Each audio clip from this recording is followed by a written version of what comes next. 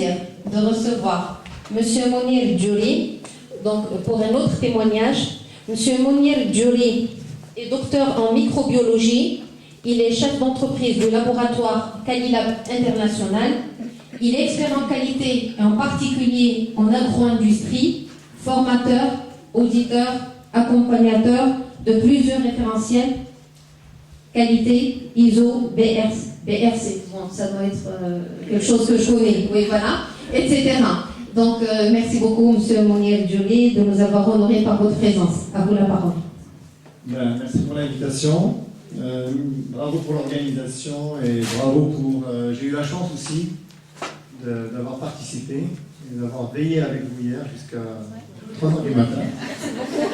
C'était excellent. Bravo pour tous les projets. Ça nous a pris du temps à délibérer, ça je tiens. Et quand ça prend du temps, ça veut dire que c'est intéressant et que ça veut dire que tout le monde était bon.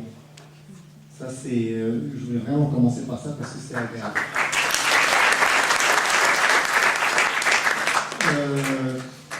On pourrait avoir les résultats? Non. On nous a toutes fait un test, on est devenu amnésique, on ne se rappelle plus de rien. Voilà. Je suis vraiment très très honoré, très impressionné par l'organisation et par l'équipe de l'organisation parce que vraiment c'est extraordinaire. Vous devez vous dire que vous avez une chance de participer à ça parce que dans notre temps, je n'ai peut-être pas l'air vieux, mais je suis vraiment plus vieux que vous le pensez. Dans notre temps, il n'y avait pas ça et on se débrouillait par nous-mêmes. Quand on m'a demandé de faire un témoignage, j'ai posé la question et tout de suite, même Madame Messi, je lui dis, de quoi vous voulez que je parle? En fait, je vais vous parler de comment j'étais, quand vous étiez, quand j'étais à votre place, parce qu'on est tous passés par là. Et donc, je vais parler d'autre chose que M. Andalusi a parlé. J'ai fait mes études classiques, bac, j'étais à l'université. J'ai eu la chance de faire mes études à l'étranger, mais c'est pas parce que c'était meilleur. Dans le temps, c'était comme ça, et c'était une chance. C'était plus une chance qu'autre chose, comme la chance que vous avez aujourd'hui d'être ici. J'ai fait des études de biologie, de microbiologie, un master et un PhD en microbiologie, en touchant les différents aspects de la microbiologie, de la virologie et de la biologie moléculaire. Je vous parle des années 80 et 90. Donc le début de la biologie moléculaire, pour ceux qui, parce que j'ai entendu hier, il y en avait qui étaient de la biologie moléculaire, avant la PCR, c'était je l'ai introduit dans le laboratoire et même les gens du laboratoire ne savaient pas c'était quoi. Voilà, donc c'est pour ça que je vous dis un peu, comme dit ma fille, vous êtes de la préhistoire. Voilà. Après ça, un post-doc, donc j'étais dans une faculté de médecine, donc c'était un cursus avec des souches et des... je ne rentrerai pas dans les détails de ma recherche, virologie, mais humain, et même en travailler sur un modèle pour les antivirus et les traitements HIV dans le temps. La trithérapie. Après ça, j'ai fait mon postdoc, et là je suis parti carrément pour faire un postdoc, toujours virologique, biologie moléculaire, mais là, je me suis attaqué au domaine vétérinaire. Donc déjà, voilà, et vous n'avez rien vu encore, ne soyez pas ça. Et j'ai passé un postdoc avec des publications dans des revues internationales cotées, très prestigieuses. Et j'ai décidé de rentrer au Maroc. Certains m'ont traité, tout ça c'était au Canada. Après ça, certains m'ont traité de fou, de quelqu'un qui n'a vraiment pas de sérieux. Surtout, quand je suis rentré avec 0 projet, 0 poste, quelques petites économies que j'avais faites là-bas, et je suis arrivé, et j'ai habité chez mes parents. Voilà, donc, alors que j'étais indépendant là-bas, avec un salaire qui était assez élevé en tant que postdoc. Mais je suis rentré pour des raisons familiale. Je dirais, là, c'est plutôt sentimental et tout. Ça faisait longtemps que j'étais parti du Maroc, 12 années à l'extérieur. Et une deuxième raison, parce que j'ai dit, bon, ben, je pense que j'ai assez donné au Canada, je voudrais donner un petit peu au Maroc. Je suis rentré pour chercher du travail ou un projet. Je suis rentré, juste entre parenthèses, avec une carte de produits génériques pharmaceutiques. Je l'avais entre les mains. Quelqu'un, j'avais toutes les signatures. Alors ça, c'était en 97, et dans le temps, les génériques, c'était quelque chose de tabou et presque impossible. Donc ça n'a pas marché, et je n'ai pas trouvé de preneur ici au Maroc. Aujourd'hui, vous arrivez avec, je peux vous dire que j'avais toute la gamme des médicaments. Alors, de l'antibiotique, au paracétamol, aux anti-inflammatoires. Ça n'a pas marché. Je ne me suis pas découragé. Mais en parallèle, je ne chômais pas. Si, j'ai chômé. Mais en même temps, on m'a dit, ben, écoutez, il y avait des postes à l'université, et il y avait une liste, et ça n'a pas été pris pour tout le monde. Il y a une association de diplômés chômeurs. En fait, je dis, ben, écoute, je vais aller les voir. J'ai été les voir. Pardon ? Présider les chômeurs. Voilà, présider les chômeurs. Et je reviendrai à un commentaire, c'est pour ça, parce que hier, il y a un mot que j'ai dit, si le groupe s'en rappelle, ben, je leur tire chapeau, qui a été dit sur les chômeurs. Et c'est moi qui l'ai dit, et je l'ai fait répéter, je vais y revenir. Donc, ouais, j'étais avec eux. J'ai dit, qu'est-ce que vous faites? Voilà, nous, on voudrait la fonction publique, etc. Je dis, oui, moi, je veux travailler. Point barre. Parce que là-bas, dans tout le cursus que j'ai fait là-bas, quand on ne travaille pas, c'est ça la tare. C'est pas d'avoir des diplômes, machin, c'est de ne pas travailler qui est chômant, qui est honteux, qui est quelque chose de vraiment... Maintenant, le travail, qu'on soit, il n'y a pas de sous-travail ou sous-métier. Mais c'est travailler, j'ai bien dit travailler. Que je travaille au niveau d'un laboratoire ou que je travaille comme balayeur, pour moi c'était équivalent. Ou serveur chez McDonald's, ça ne me dérangeait pas. Bien. Donc je cherchais, c'est clair, je cherchais bien dans mon domaine de compétences.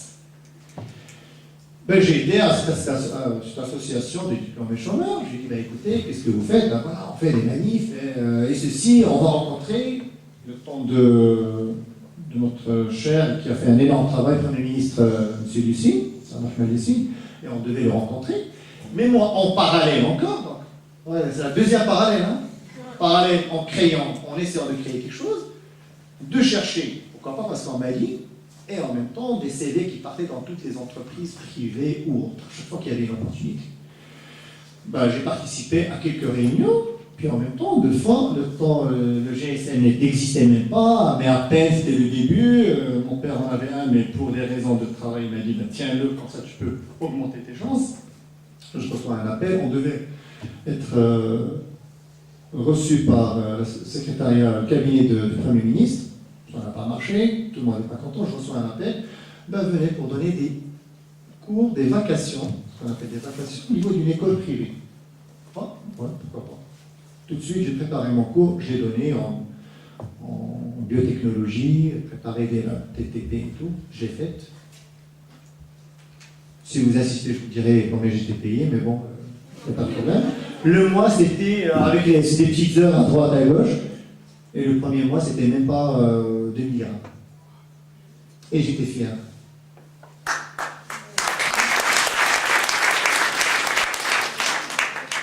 Ça a duré un mois. Et cette école-là, ils m'ont dit, ben, écoutez, on a un besoin, en direction pédagogique, est-ce que ça vous intéresse de nous donner un coup de main? Je dis, ben, ça m'intéresse pas. Mais bon, si c'est pour vous donner un coup de main, ouais, pourquoi pas. Mais si j'ai une offre plus intéressante, je vais vous laisser. Hein. Ils m'ont dit, ouais, mais essayez tout ce que vous voulez et tout. Ils m'ont donné un salaire minable, mais je l'ai accepté. Et j'ai relevé le défi pendant, ça a été au mois d'avril.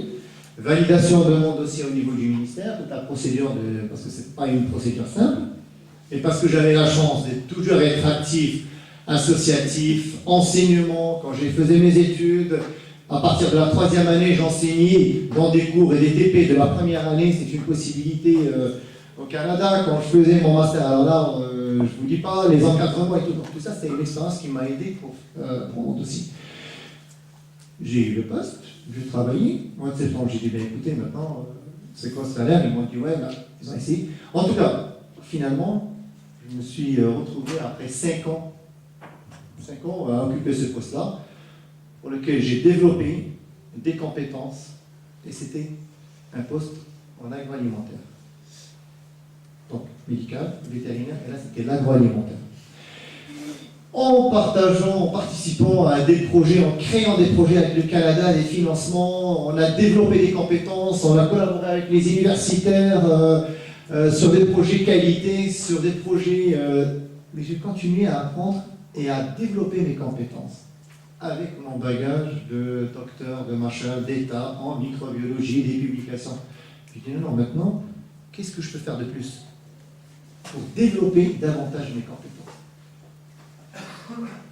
Et après ça, donc je me suis lancé là-dedans, mais avec toujours cette vision de dire, ouais, mais moi je voulais leur donner un coup de main, je veux toujours être un indépendant. J'ai la fibre d'entrepreneur, j'y fais rien, c'est comme ça et pas autrement. Et je me suis lancé carrément à soutenir un laboratoire d'agroalimentaire que j'ai mis sur pied avec tous les aspects analytiques. Donc, je suis revenu à mes anciens amours, c'est-à-dire le labo, la microbiologie, mais avec toute l'expérience que j'ai eue déjà en tant que directeur pédagogique et à développer cette pédagogie avec les étudiants, avec les profs, j'ai développé des compétences en termes de conseil, donc le consulting pour les entreprises, en termes de formation. J'ai continué à passer des examens pour être auditeur, à être toujours dans la chaise de l'apprenti, à apprendre et à comprendre des formations en termes de qualité. Tout ce qu'elle a dit, professeur, elle n'était pas venue par hasard. On ne devient pas auditeur comme ça, on ne devient pas expert comme ça, on ne devient pas comme ça. On apprend et on apprend. Et on ne va pas juste se fier à l'Internet. Je l'ai dit assez de fois hier, je pense. Donc, il ne faut pas se fier juste à ça. Et j'ai dit, ben écoutez, bon, je suis sorti de cet institut-là pour des raisons personnelles, parce que je voulais voler de mon frère. J'ai créé un cabinet de conseil, parce que j'avais le recul de pouvoir donner et conseiller des entreprises. Je ne suis pas sorti de l'école pour dire, ok, je vais être consultant. Je ne peux pas être consultant en sortant de l'école. C'est toute une expérience, c'est tout. En créant le cabinet et en étant consultant, ben, j'avais déjà accompagné, je connaissais déjà des dizaines, si ce n'est pas des centaines d'entreprises et de sites et de subtilité de comment ils produisent, c'est quoi la qualité, c'est quoi la sécurité alimentaire, c'est quoi la nature. Donc, en ayant mon cabinet de conseil et en accompagnant plusieurs entreprises, qu'ils soient nationales ou internationales, à mettre leur système. Quand vous voyez les sociétés qui sont ISO 9001, certifiées, ceci, 22000, ben, ça c'est toute une démarche pour mettre en place le référentiel. Et après ça, il y a quelqu'un qui va venir pour certifier. Ben, cette démarche-là, soit on la fait en interne, soit on appelle quelqu'un qui nous fait gagner du temps. Et en 2006, j'ai dit, ben écoute, ça va le conseil, ça roule, vous voyez, c'est bien, mais je voudrais être dans mon petit rêve. C'était un petit rêve, c'était un petit quelque chose, et le besoin était là. Donc le labo a été créé selon les règles de l'art, avec toutes les exigences nationales, il n'y en avait pas beaucoup, et surtout internationales. Il y a un référentiel, c'est l'accréditation du laboratoire. Ça veut dire, est-ce que le laboratoire travaille selon des exigences techniques et qualité reconnues au niveau international, c'est l'ISO 17025, et on l'a obtenu après même pas 2 ans, parce qu'on a pris le temps de roder le laboratoire en 2009. Et hier, et là on est à notre 4e année d'audit, de suivi, d'accréditation qui a été toujours maintenue dans le domaine de la microbiologie. Ça n'a jamais été facile. J'ai entendu des termes persévérance, j'ai entendu des termes de croire en soi et en son projet. Si on ne croit pas en soi, c'est très difficile. Et surtout quand on est dans le privé. Pourquoi les gens, à votre votre avis, avec tout le respect que j'ai pour les gens qui sont dans le public, parce que grâce à eux, on fonctionne. Tous les gens qui sont dans le public, les administrations, c'est grâce à eux qu'on fonctionne correctement. Mais quand je vois des étudiants dire « je ne travaillerai que dans le public », je me dis, parce qu'ils veulent, je dirais, stabilité, et c'est plus le cas, parce que vous demandez à tous les gens qui sont là dans le public, c'est plus le cas. Maintenant, c'est les résultats. Nous, il faut croire en son projet, et en soi-même, et se dire, maintenant, je dois mettre tout ce que j'ai dans les tripes, dans le ventre, pour arriver. Comment on y arrive? On y arrive par le sérieux. On y arrive, oui, ce fut un temps. Ce fut un temps, et je suis heureux qu'on n'y ait plus, où on pouvait y arriver facilement en faisant des choses qui n'étaient pas tout à fait, comme dirait l'autre, tout à fait catholiques, tout à fait correctes et honnêtes. Mais plus maintenant. Maintenant, plus on est droit, plus on est juste, plus on est honnête, plus les résultats sont là. On peut...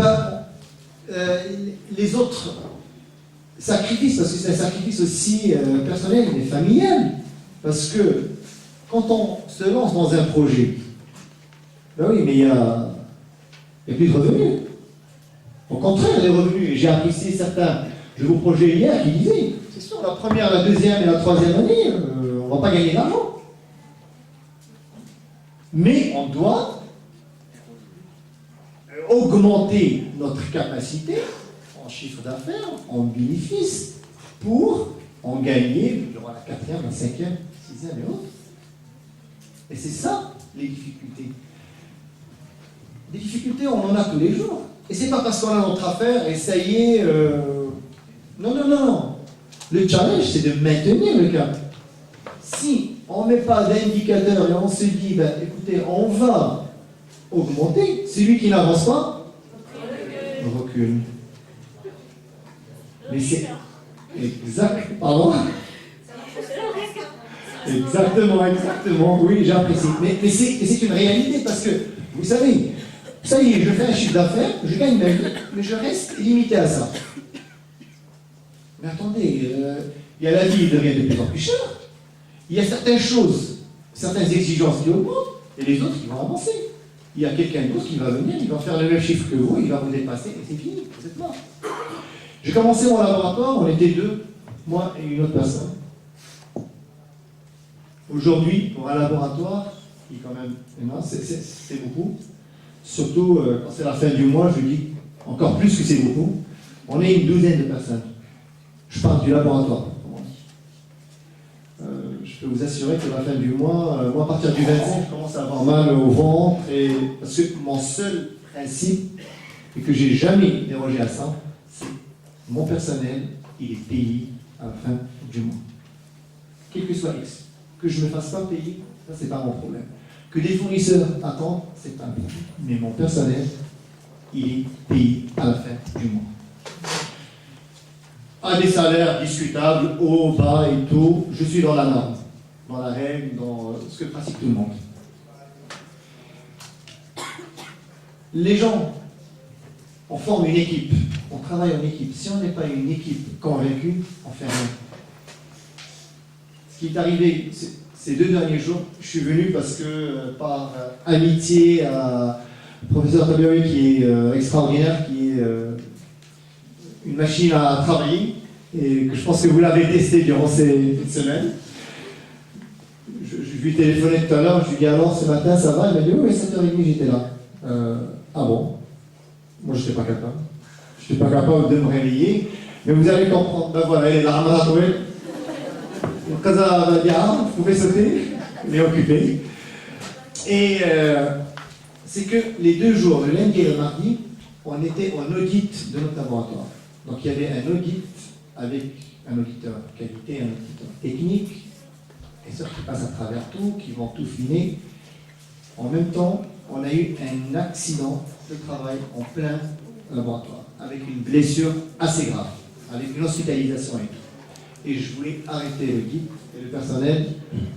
On a maîtrisé le problème, La personne elle a été à la clinique, prise en charge, toute la procédure bien rodée, la personne était tranquille, aucun problème. Je suis revenu pour dire en arrêt de but, je trouve que tout le monde est en train de travailler. Je peux vous assurer que je l'ai encore dans la chair de poule et j'avais les larmes aux yeux parce que je me dis, et même les auditeurs, ils étaient impressionnés parce qu'ils m'ont dit, même si M. Dioli n'est pas là, tout fonctionne normalement. Et ça, c'était le meilleur cadeau que je pouvais avoir. Parce que là, on a une équipe et on ne travaille pas tout seul. On est une équipe et on a travaillé et on bosse ensemble. Quand les gens rentrent au laboratoire, ils me disent, on est chez nous. Quand je suis au laboratoire, aujourd'hui, je suis heureux. Il y a quelque chose. Donc cette fibre-là et cette flamme ne doit pas s'arrêter. Je continue à faire le conseil. Je continue à faire des formations. Et quand je les fais, je le fais avec passion. Donc si on n'est pas passionné par tout ce qu'on fait, il vaut mieux laisser faire. Il vaut mieux changer l'activité. C'est pas grave. C'est pas grave. Je veux dire, mais maintenant, de trouver qu'est-ce qu'on va aimer, qu'est-ce qu'on aime faire et le faire avec passion. Et là, la réussite, elle est presque garantie. L'entrepreneuriat, c'est pas juste être...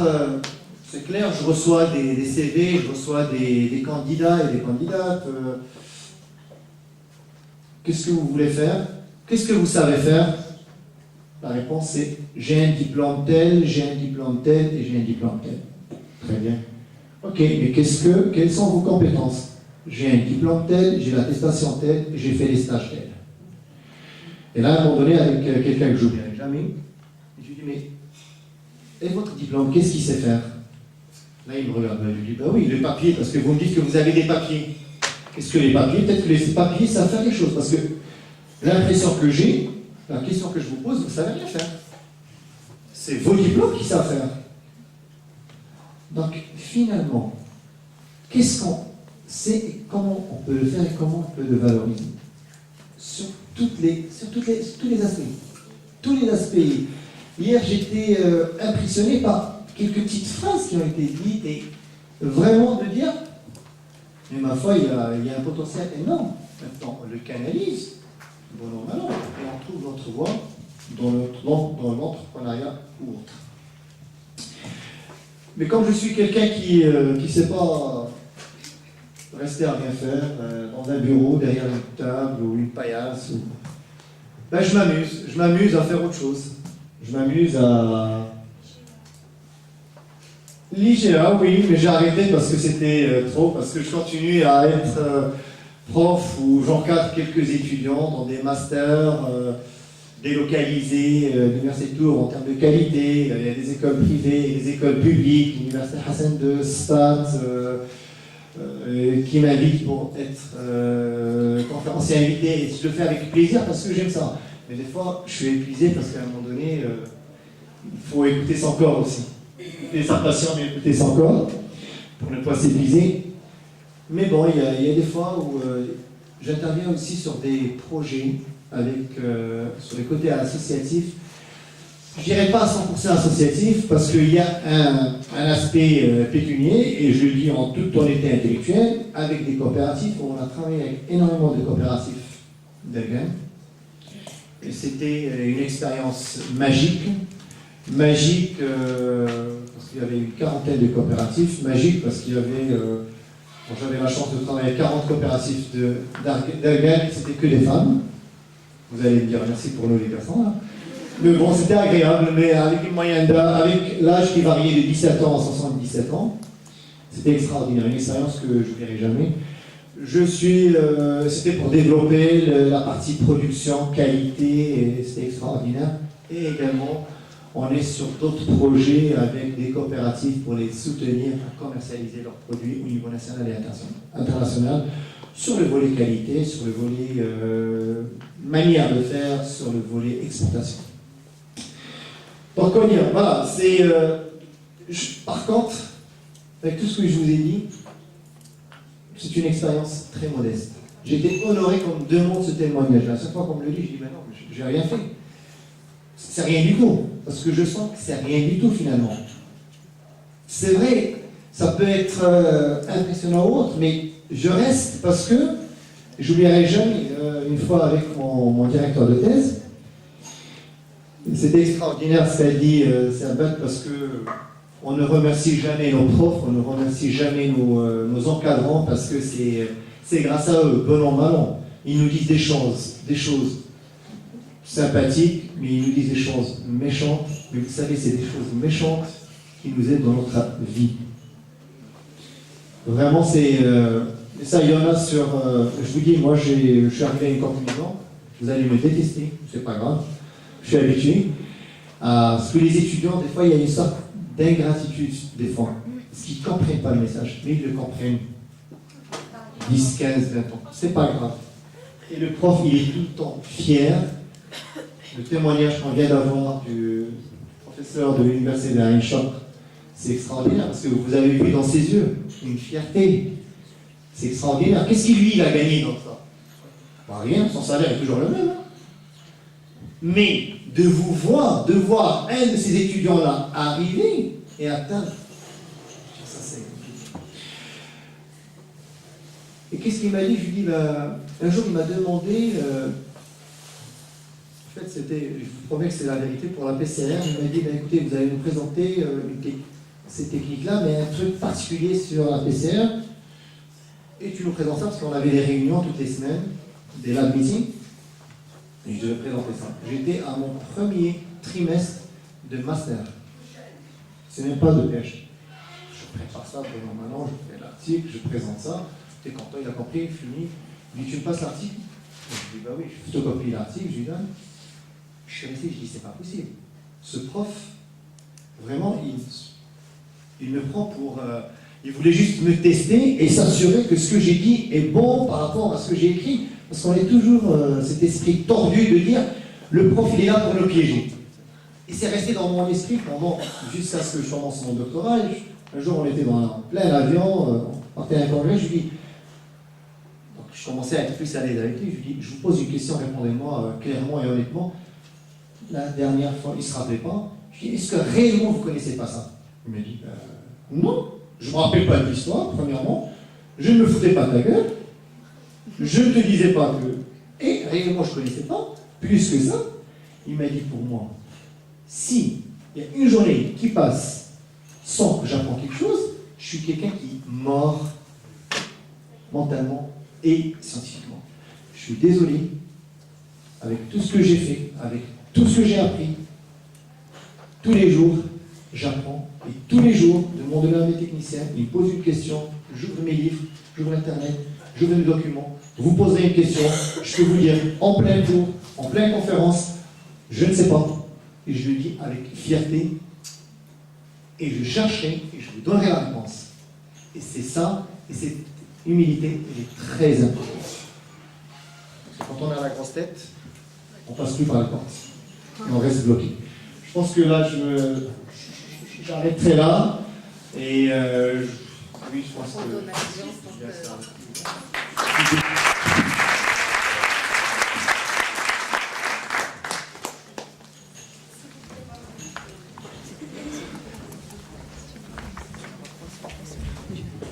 S'il vous plaît, j'ai retenu une phrase.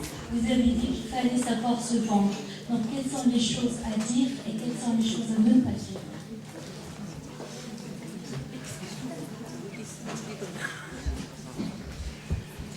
Vous savez, savoir se vendre.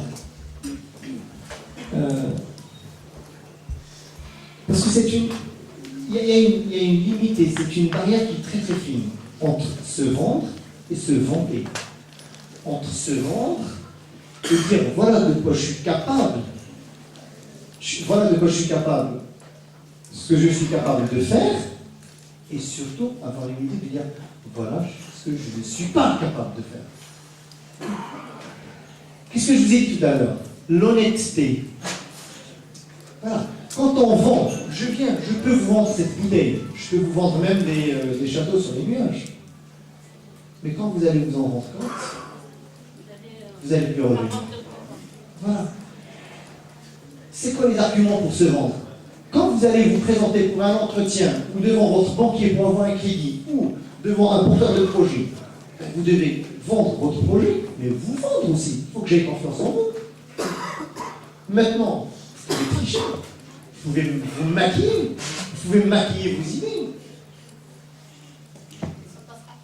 Ça passera, mais c'est ponctuel. Et là, c'est une décision. Il y a beaucoup d'unités, il y a beaucoup de projets qui ne sont pas pérennes. Ils ouvrent pendant 6 mois, 1 an, 2 ans, et ils baissent les yeux. Il faut se poser la question. Pourquoi? Peut-être qu'ils ont gagné beaucoup d'argent, oui. Donc, on se dit, moi le labo, j'aurais pu gagner beaucoup plus que, alhamdoulilah, ce que je gagne pas beaucoup d'argent, je suis bien. Je paye mes charges, alhamdoulilah, je n'ai pas de crédit, je gère une gestion saine, comme on dit, de bon père, de famille, et point barre. Mais j'aurais pu gagner 10 fois, 100 fois plus, en trichant. Non. Alors, merci beaucoup, Monsieur Julie, pour votre témoignage, parce que ça me touche personnellement, puisque je suis biologiste,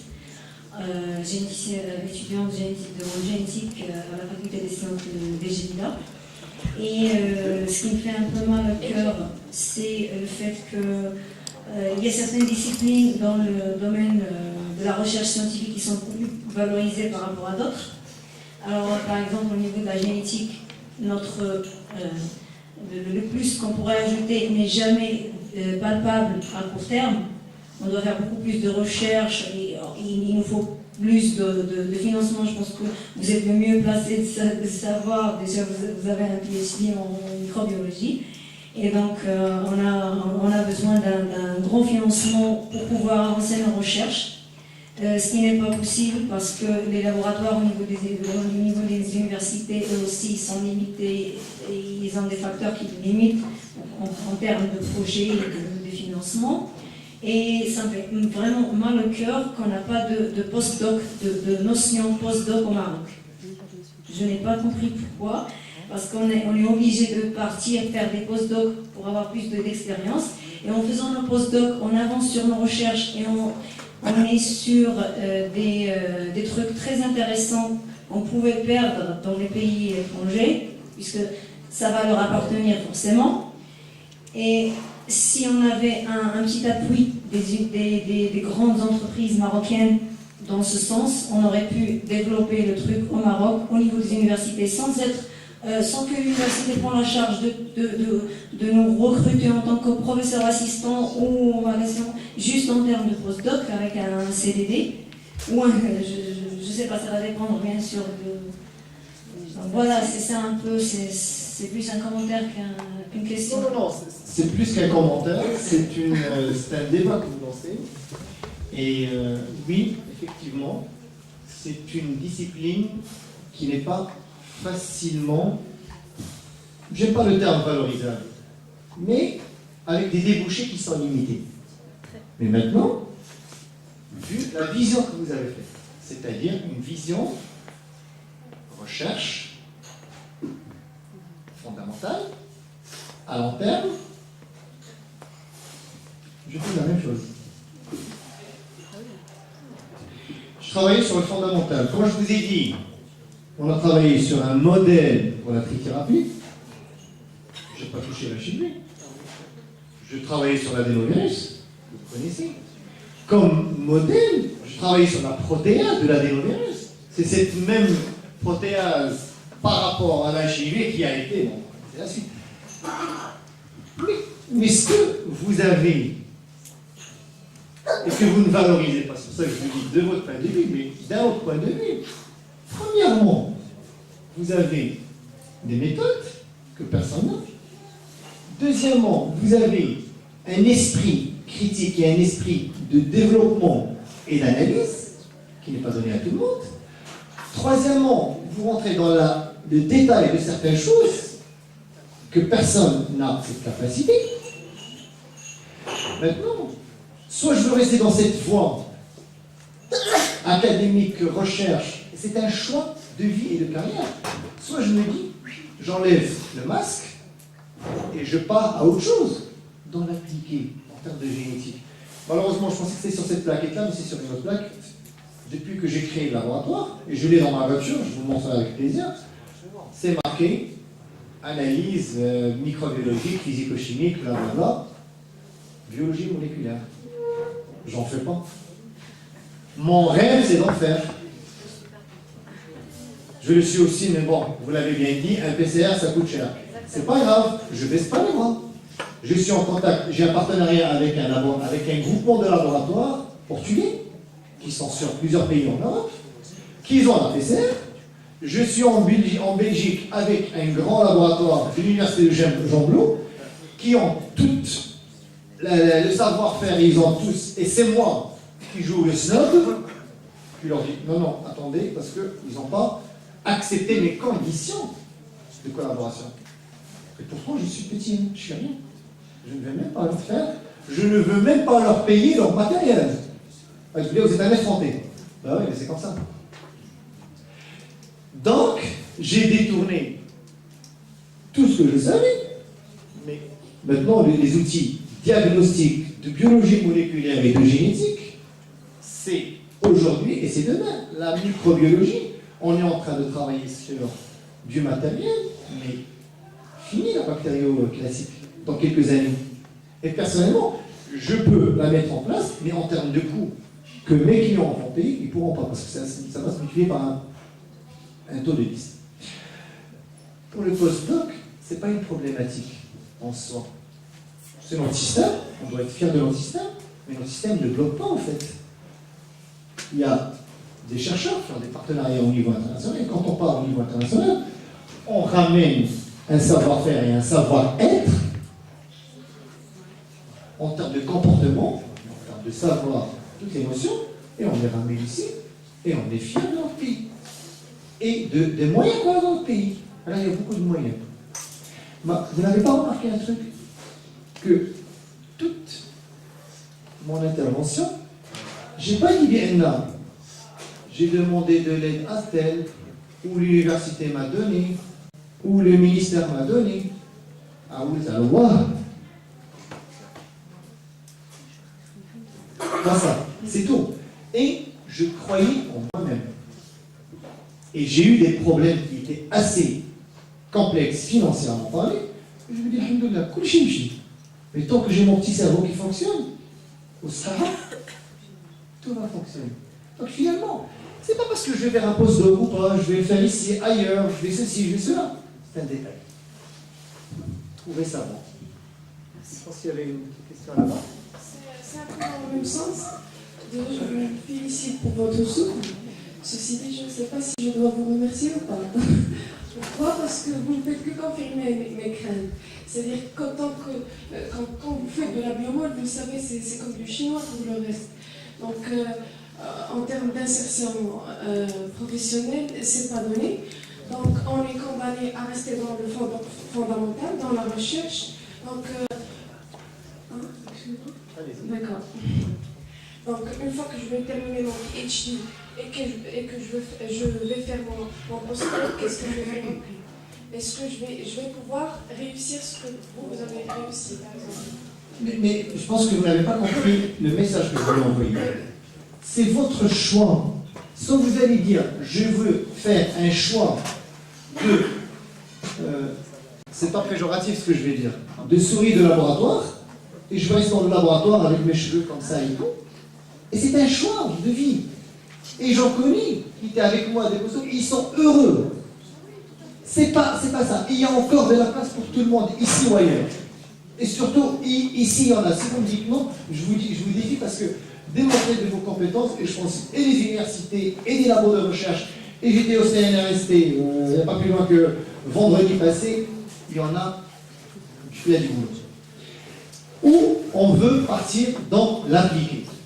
Si vous me dites que dans l'appliqué, il n'y a rien, alors là, vous vous trompez.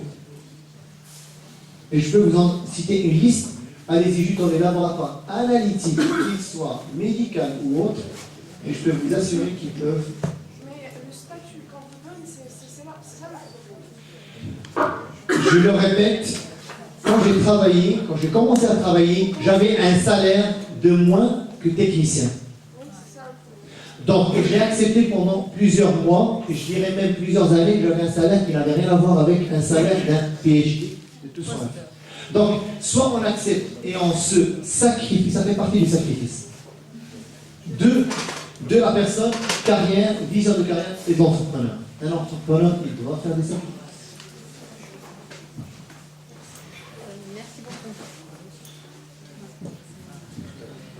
Merci beaucoup, M. Mounir Djouri. C'est certain que votre témoignage a incité beaucoup de nos doctorants à réfléchir sur leur avenir, à se poser une question essentielle: qu'est-ce que je veux faire de ma vie professionnelle? Ce que j'ai retenu personnellement, c'est le fait de dire oui pour un salaire de 2000 dirhams. Et comme vous l'avez si bien dit, le chômage, c'est de ne rien faire et de rester inactif. Le bon Dieu a doté chacun de nous de beaucoup de qualités, beaucoup d'énergie, beaucoup de volonté. Il faut juste savoir les exploiter et faire un choix de sa vie. Merci beaucoup, M. Mounir Djouri.